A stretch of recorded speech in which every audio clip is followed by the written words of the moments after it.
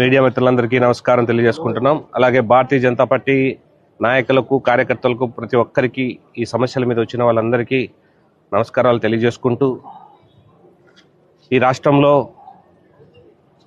NDA పాలన 2 సంవత్సరాలై ముందుకు సాగుతున్న తరుణంలో కొన్ని చోట్ల మనం చూస్తున్నాం ఘటనలు.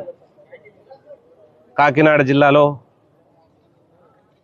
నూకరాజ్ అనే ఏఈ వాళ్ళ కుటుంబం లవ్ జిహాద్కు ఈరోజు ఆ కుటుంబమే బలి కావాల్సిన పరిస్థితి వచ్చింది. ఎంత దారుణం అంటే, సాదిక్ అనే ఒక వ్యక్తి ఆ కుటుంబాన్ని మాయమాటలతోనూ లేకపోతే ప్రలోభాలకు గురి చేసి ఆ కుటుంబంలో ఉన్న ఆస్తి అంతా రాపించుకొని ఇంకా వాళ్ళని బెదిరించుకుంటూ, ఇంకా మీకు ఏమేమి ఉన్నాయి అవన్నీ, మీకు నగలు, డబ్బులు, బంగారు ఏదున్నా నాకు ఇస్తే తప్ప మిమ్మల్ని వదిలే పరిస్థితి లేదనే ఒక ధోరణిలో సాదిక్ అనే వ్యక్తి వ్యవహరించాడు.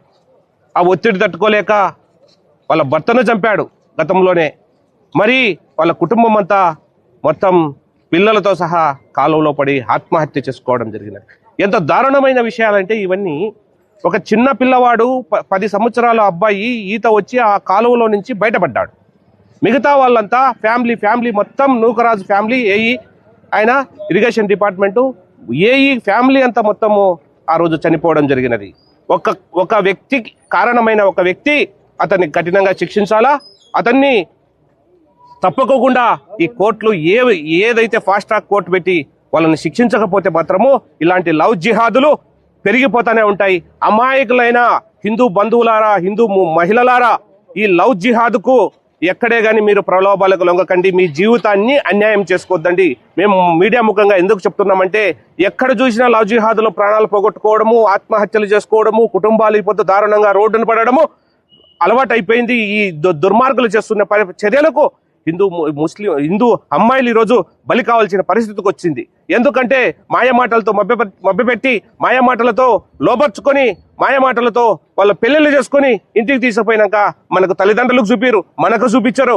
వాళ్ళ నరకం అంటే ఏమిటనేది మనకు కుపంలోకి వెళ్ళిపోయినాక తెలుస్తుంది. అటువంటి పరిస్థితుల్లో ఈరోజు రాష్ట్ర వ్యాప్తంగా మా కలెక్టరేట్లకు, ఎస్పీ ఆఫీసులకు ఈ రిప్రజెంటేషన్లు ఇవ్వడం జరిగింది. మండలాల్లో కానీ ఈ రిప్రజెంటేషన్లు ఇవ్వడం జరిగింది. ఎందుకంటే ఇంత కఠినమైన నేరాలకు పాల్పడుతున్న ఇటువంటి సాదిక్ లాంటి వ్యక్తుల్ని ఉరి తీయాలని మేము కోరుకుంటున్నాము. ఎందుకంటే మహిళలను లోపరుచుకొని, వాళ్ళ ఆస్తులు రాపించుకొని, వాళ్ళ ప్రాణాలను కానీ ఇప్పుడు తురప్రాయంగా మీరు తెంచేస్తున్నారే. ఎవరిచ్చారండి మీకు హక్కు? ఇటువంటి వాడిని నడి రోడ్డులో ఉరివేయాలని మేము కోరుకుంటున్నాం సోదరులారా.